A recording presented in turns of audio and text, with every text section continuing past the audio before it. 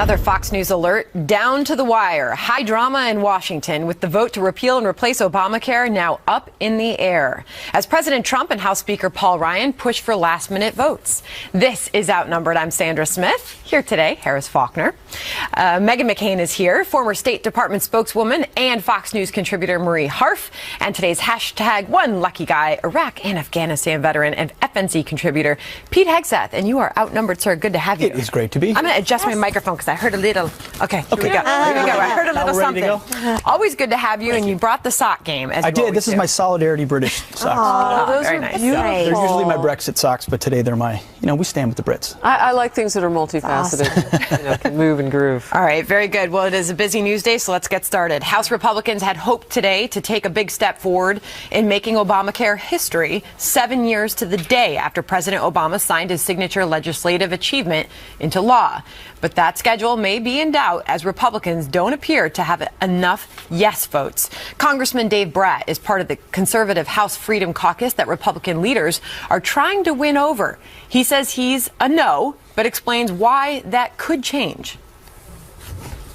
I'm a firm no with what's in writing right now, right? But I'm a maybe. Trump is a great negotiator. He is giving us some good signs that we can get rid of some of these heavy federal mandated regulations. A young person can't go out and buy a cheap insurance policy right now.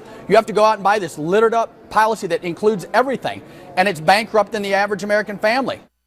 Meantime, as GOP leaders court conservatives, they may be losing some of the party's moderates. Pennsylvania Congressman Charlie Dent, the leader of a moderate bloc of House Republicans, bailing on the bill because he says it doesn't have enough protections for the poor. Meantime, the top Democrat in the House, Nancy Pelosi, blasting Republicans for trying to pass their bill on Obamacare's 7th anniversary as she takes a shot at President Trump's deal-making skills. Watch this. So eager were they to, to be mean-spirited, to say we're going to bring up this bill on the same day as the 7th anniversary of the Affordable Care Act. Rookie's error, Donald Trump. You may be a great negotiator. Rookie's error for bringing this up on a day when clearly you're not ready. Clearly taking a shot at the president there. Pete Hegseth is on the couch. Paul Ryan, the speaker, will be giving us an update later this afternoon. Of course, we'll look forward to that. Where are we? Well, this is obviously even your most expert whip counters at this point on the Hill are not sure where this stands. I think it's very smart for them to be engaging with the Freedom Caucus, which is really the conscience of the conservative movement on the Hill. And they're bringing that bill toward things that conservatives have said they wanted for a very long time. We shouldn't be mandating care. We should make sure there's as many options as possible. I don't know who the heck Charlie Dent is, this congressman from Pennsylvania. I don't know how he's a Republican. Honestly, if you're saying, OK, now the bill's too conservative, it repeals too much and has too many free market principles, I can't support it. He might as well just caucus with the Democrats on this. This is a key moment, and I think they're doing the right things, making the adjustments. The bill that comes out of the House should be as conservative as possible. Have the things in it that we've said we've wanted to do, fully repeal and replace it with more options and choice for people, because when it gets to the Senate, it's never going to be as conservative as it is right now. And history can always be so revealing. On the 7th anniversary of Obamacare's passage, Meghan, I'll remind everybody of some of the newspaper headlines that would indicate that Democrats were not where they needed to be at this point in time before the Obamacare vote either. Chicago Tribune, March 2010. Closer, but vote hunt goes on. Democrats add some backers on health bill. Abortion still divisive.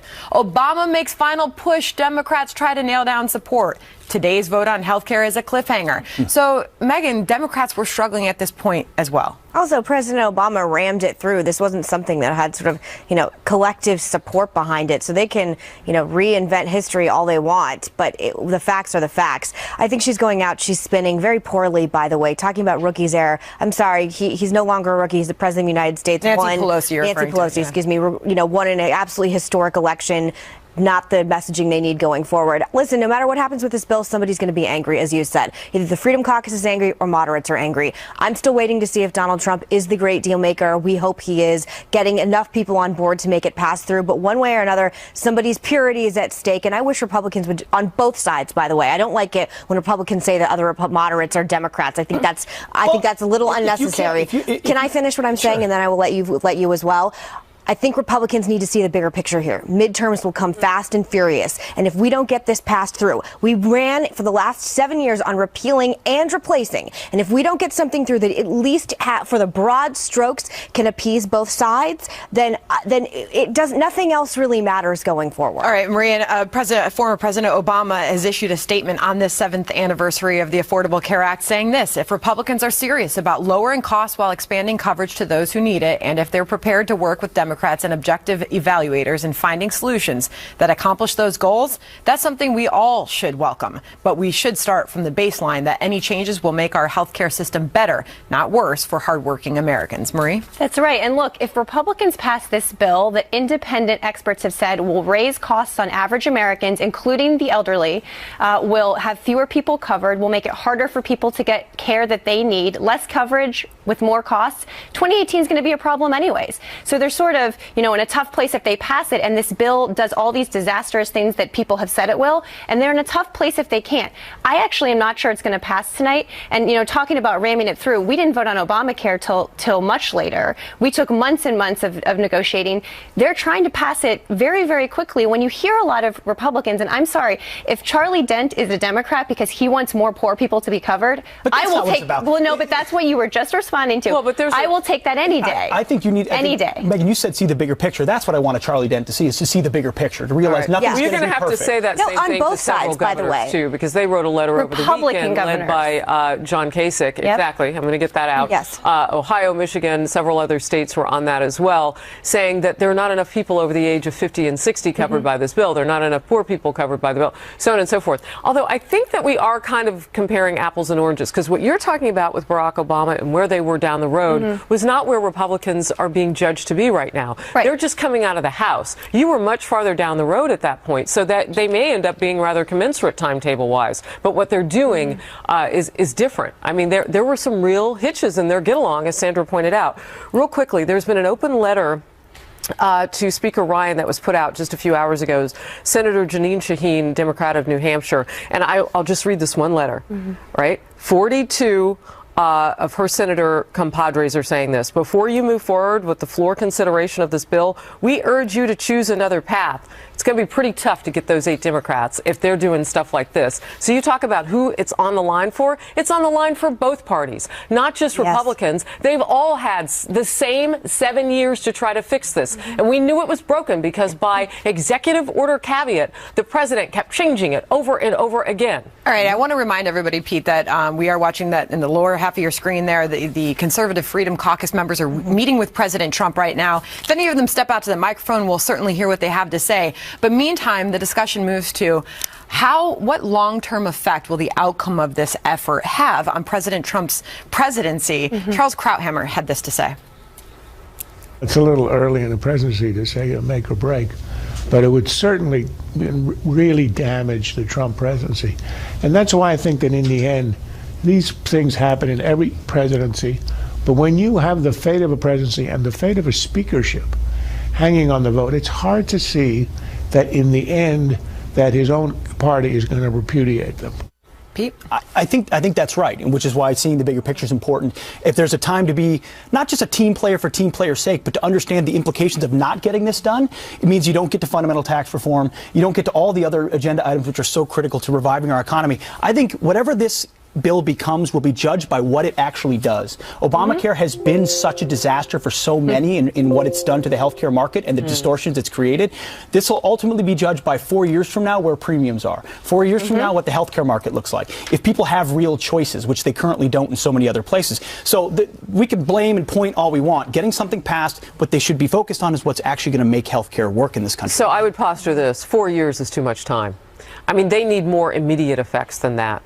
And the CBO says next year, 14 million people will lose their health coverage under this bill. You may not believe the CBO, but that is very okay. But that's a big gamble to take with people's health insurance. Independent experts have said. And of course, the argument there is that the CBO got it so horribly wrong when they looked at Obamacare. But it's not just the CBO; it's independent experts. Millions of people, they say, will lose their coverage. And if you think they're wrong, that's a big gamble to take. The big question politically, which is why, again, and I think Pete and I are agreeing on the same thing, just in different ways. The Freedom Caucus needs to come to the table too and realize that they aren't the majority opinion in the Republican Party as well. And I know there are people that just want to think the party is sort of one myopic entity. It is not. There are many different kinds of Republicans serving and representing the American public. All of us collectively need to come together for the good of this, because if you don't trust Charles Krafthammer on this, and I personally think he's a genius, it doesn't matter. It really will not matter going into 2018.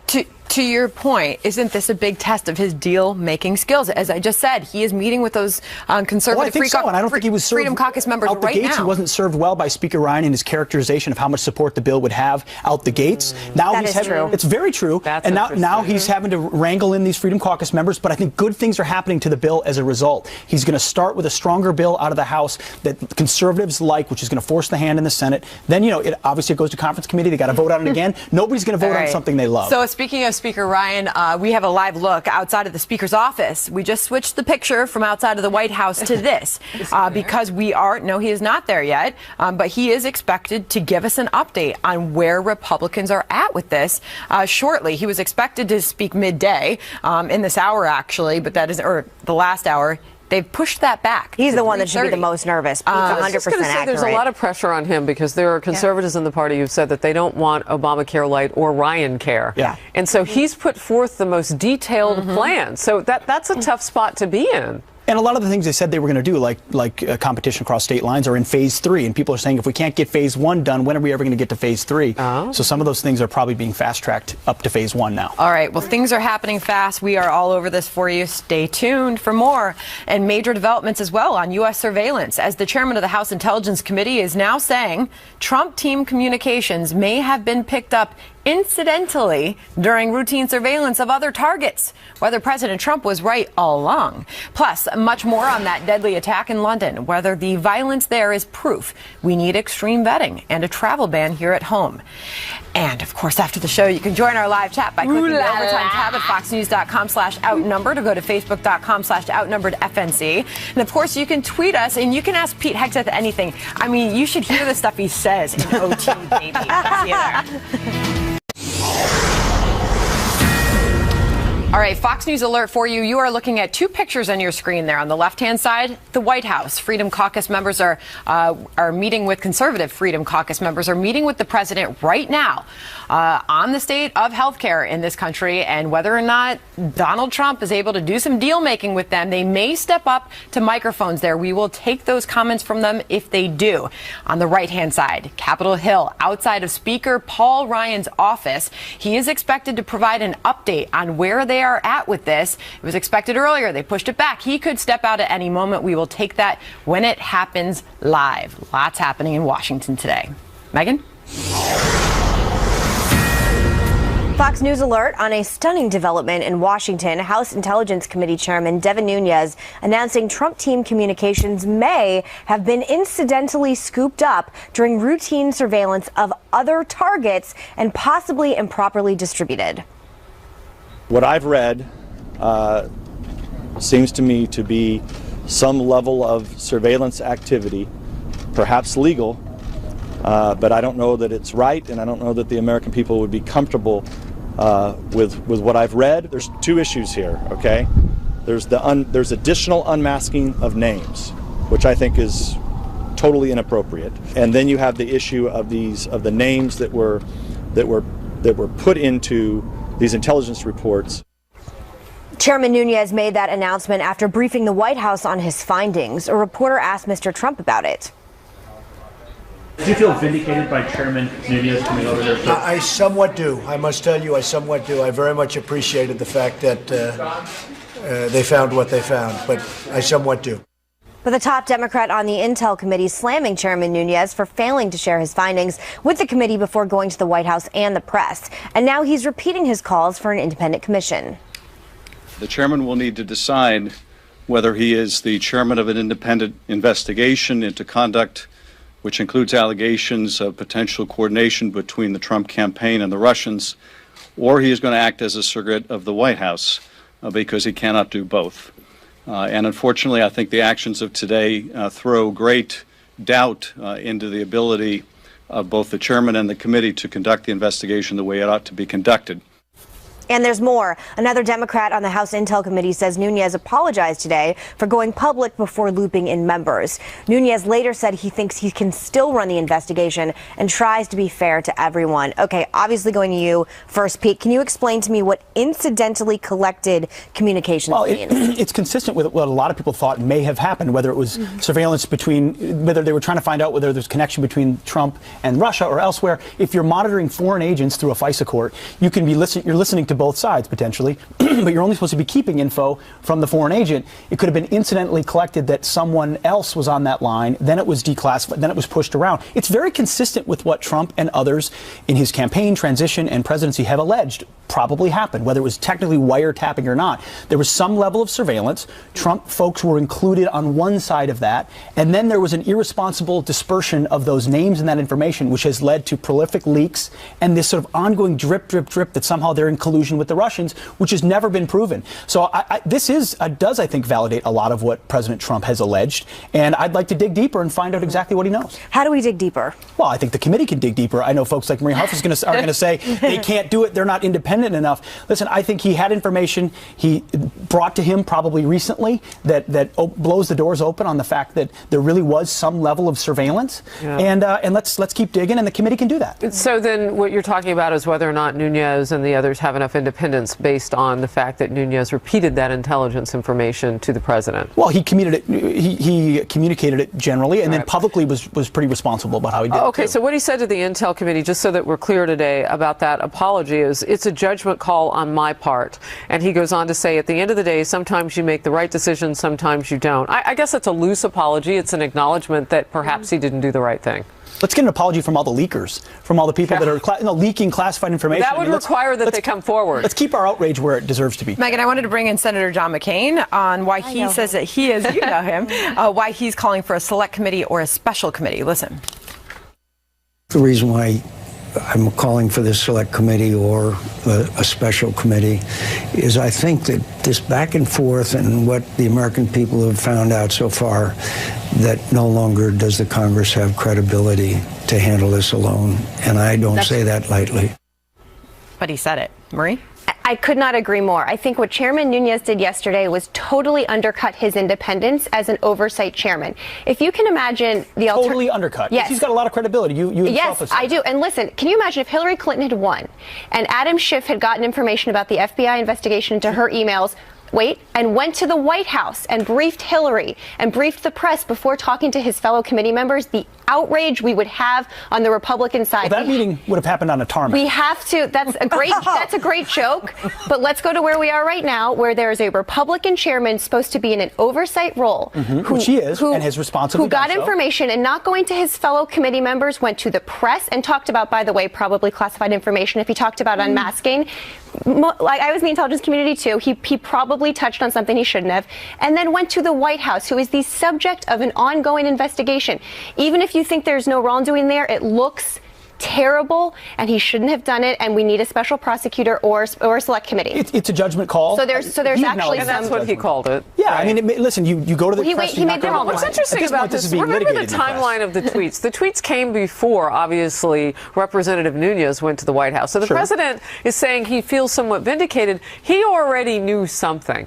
So not to put all of this on Nunes, the president had already made a call that he knew something. The root of this issue, though, as Pete pointed out, which, again, there's always, we got to get to the baseline of this instead of just politicizing on both sides, is if they did, incidentally collect information and keep information on President Trump when they weren't supposed to, if they were just supposed to be spying on Russia. Yes, because he's an American. That is, I assume, you know a lot more about this than I do. It's completely against the law. So all of the, I have been saying that we need more information. We need everyone to be more candid about exactly what they know. And if this is in fact true, there's a lot of crow a lot of Democrats are going to have to be eating regarding the fact that they said his tweets were like completely baseless and conspiratorial. If Hillary Clinton had won, they were just going to bury all this. She wouldn't have had it would never have seen the light of day. Then Trump won, and everyone goes, "Oops." So can I ask you? Now we've got now he's going to have the opportunity to unmask this. I know people that know, and in this case, I do think there was information that got to President Trump if this that led him to believe he was being surveilled, whether it's wiretapped or not. Yeah, now it's making its way. There's so much stuff floating out there, unfortunately. What happens? Like, do a lot of people get fired? I mean, talk about a complete breakdown of trust between the American public and the intelligence community, because it shows it is,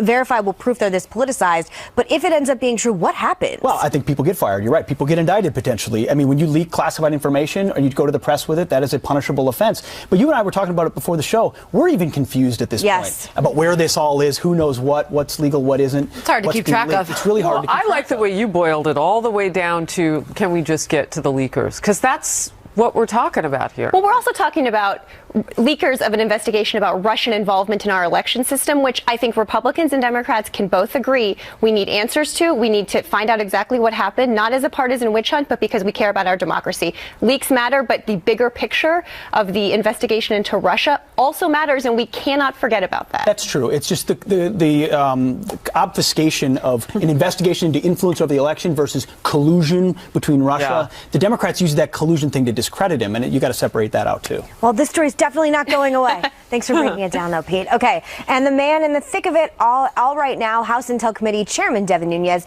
will speak to our own Sean Hannity tonight, so tune in at 10 p.m. Eastern. It's all right here on the Fox News channel.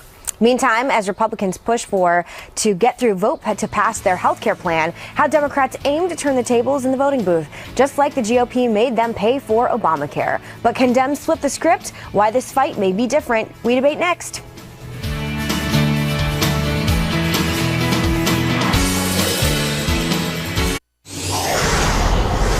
Fox News alert. Right now, the president is hosting conservative Freedom Caucus members inside the White House. They're trying to drum up their support, or he is trying to drum up their support to repeal and replace Obamacare with a bill that's on the table. And at the same time, we're awaiting an update from House Speaker Paul Ryan about where the vote stands right now.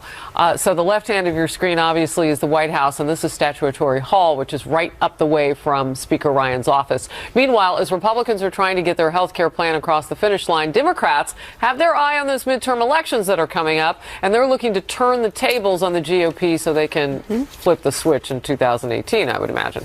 House Democratic leader Nancy Pelosi, who knows a thing or two about having your name attached to a health care vote, issued a blistering warning. Watch. It's going to be tattooed to you. This is your vote. This isn't your vote except for maybe it's going to be better in the Senate or something like that. This is your vote next to your name. And Harris Faulkner, who knows a little bit about tattoos. What? No, she doesn't. Okay, this just happened. Senator Mike Lee, Republican of Utah, just said that this bill is going to fail. And we are going to confirm. Mike Lee said that.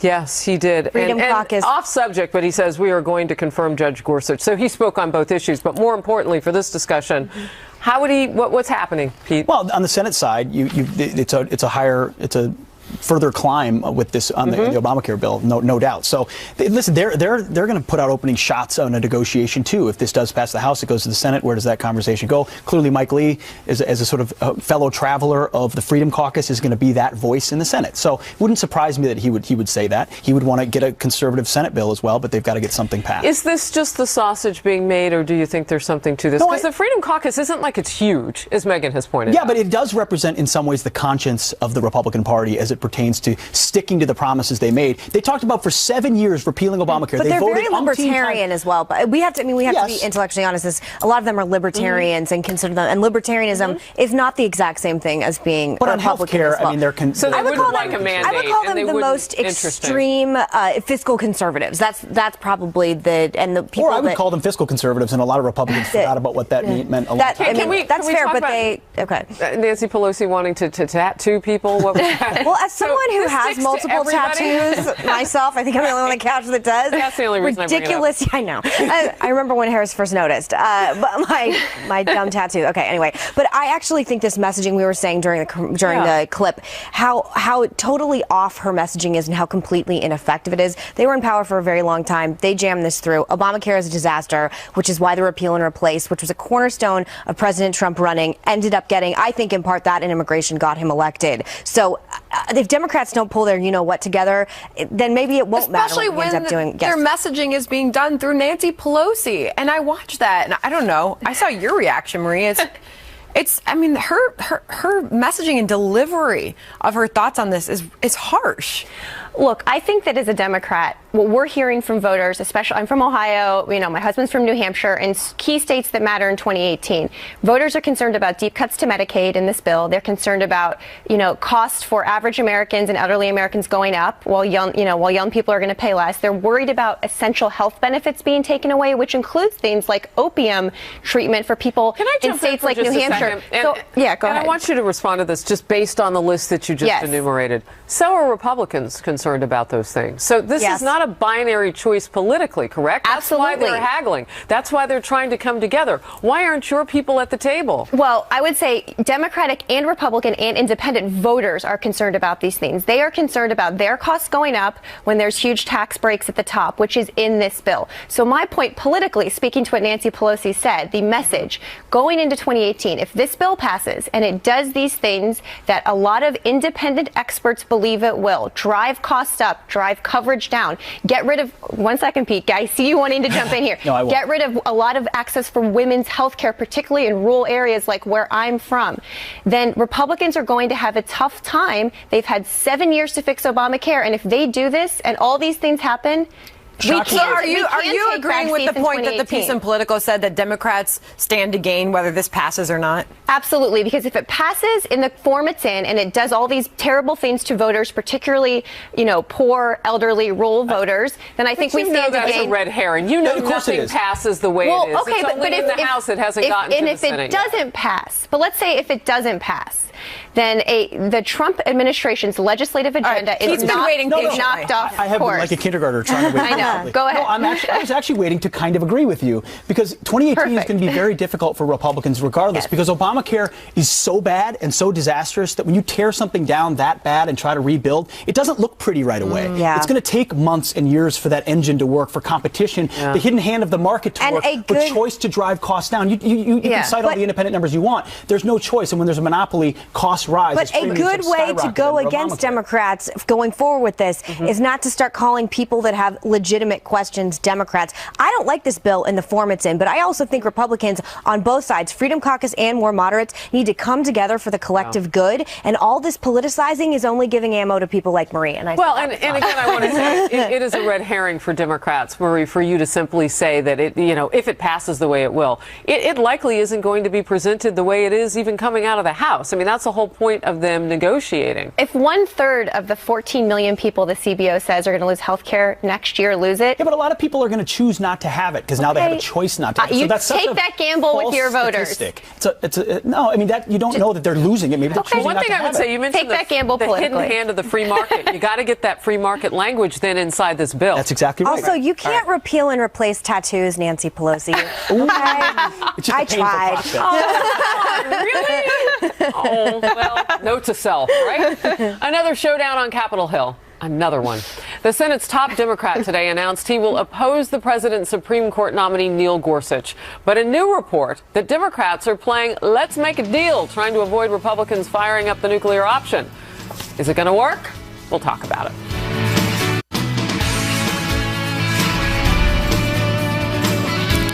Supporters and critics now get to weigh in on President Trump's Supreme Court nominee today during the fourth and final day of Neil Gorsuch's confirmation hearings.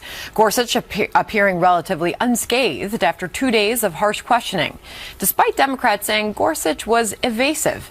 And now Senate Minority Leader Chuck Schumer and Senator Bob Casey say they will oppose Gorsuch. Schumer urging fellow Democrats to do the same. And he's also saying he'd back a filibuster of Judge Gorsuch's nomination.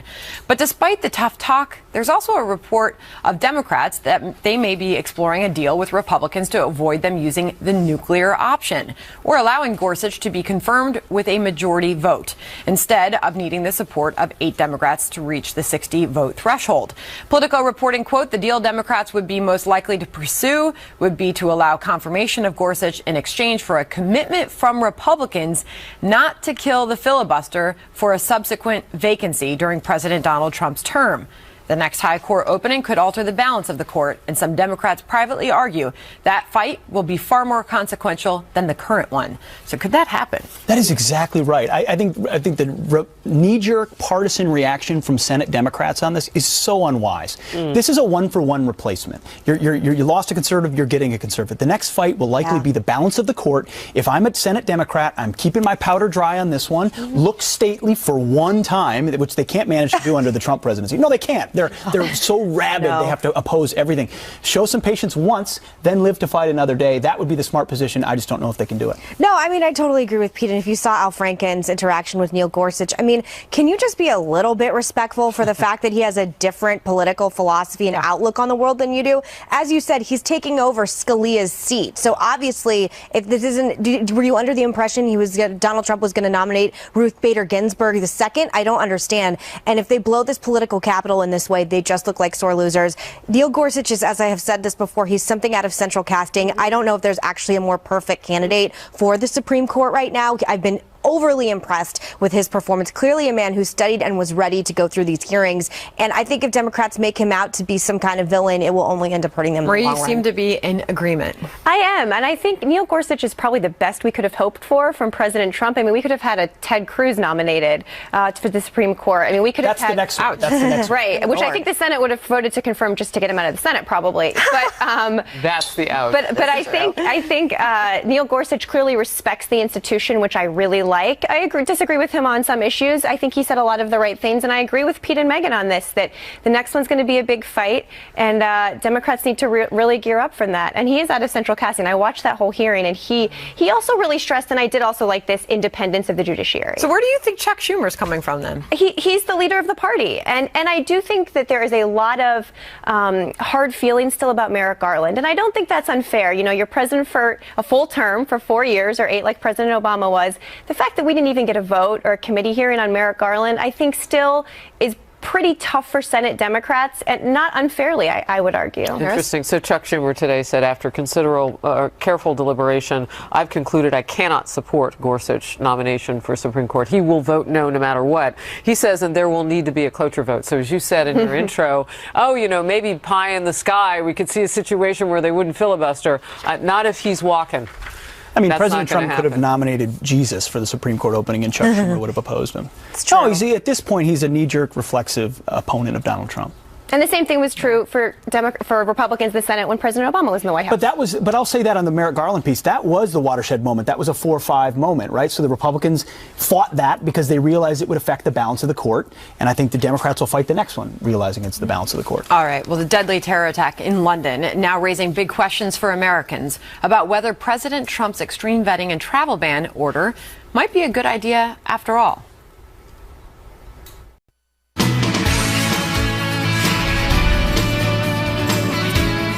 ISIS now claiming responsibility for the deadly terror attack in London. We now know that a Utah man is among the 3 victims. His wife was also seriously injured. They were in Europe celebrating their 25th wedding anniversary. The suspect, now identified as 52-year-old Khalid Massoud, was shot dead by officers on the scene. At least 8 others have been arrested in ongoing counterterrorism raids.